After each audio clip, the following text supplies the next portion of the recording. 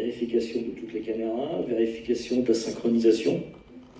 C'est toujours important que le point déterminé, avec tous les angles qu'on va prendre, qu'on est bien toujours synchronisé.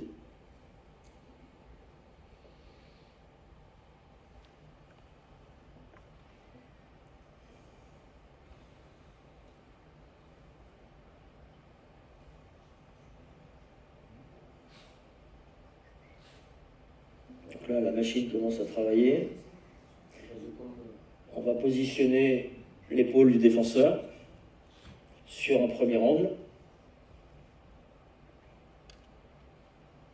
Puis on va positionner toujours la même épaule du défenseur, ce qui va créer une projection au sol.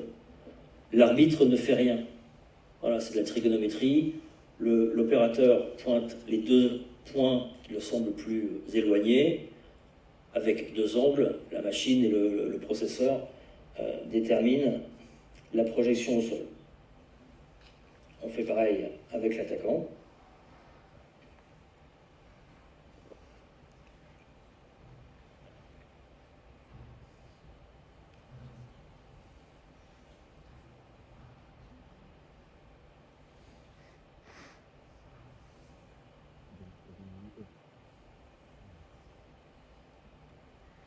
Voilà comment fonctionne cette troisième méthode. Ce que nous demandons également en fin de séquence, parfois les lignes sont bien proches, c'est de faire un zoom pour qu'on voit bien l'espace qui existe entre les lignes. Voilà, quand on fait un zoom, on a vraiment une image claire de la situation de hors-jeu. Il faut bien comprendre qu'en fait, l'arbitre n'intervient pas dans le processus de calcul du hors-jeu.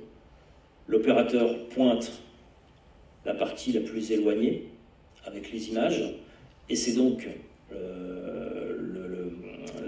l'ordinateur qui calcule et qui projette sur le terrain.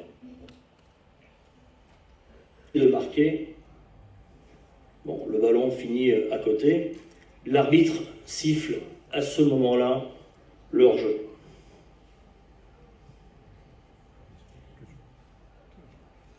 Et on s'aperçoit en fait qu'il n'y avait pas du tout hors-jeu. Oui. Si l'arbitre assistant avait levé son drapeau dès le départ, potentiellement on aurait pu annuler un but. Ici, le but n'a pas été marqué, donc pas besoin de correction. Mais si l'assistant avait levé son drapeau, on n'aurait pas eu cette occasion de but. Donc c'est pour ça qu'il est primordial de décaler son coup de drapeau pour permettre au VAR de corriger une éventuelle erreur. Donc ça, c'est l'exemple d'hier soir.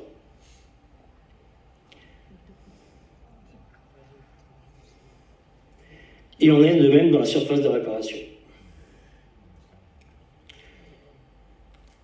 Corner, petite poussée.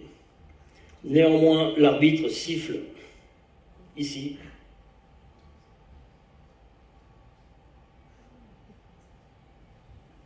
L'arbitre a déjà sifflé. Le VAR ne pourra plus intervenir parce que le jeu a été arrêté avant que le ballon ait pénétré dans le but. Donc là, c'est une erreur d'application du protocole.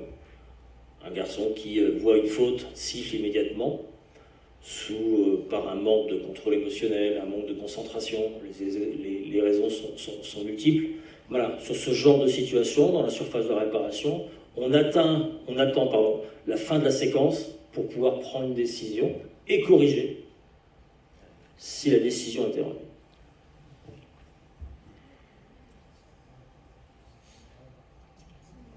On vient à un point hyper important. Je vous disais, on laisse partir.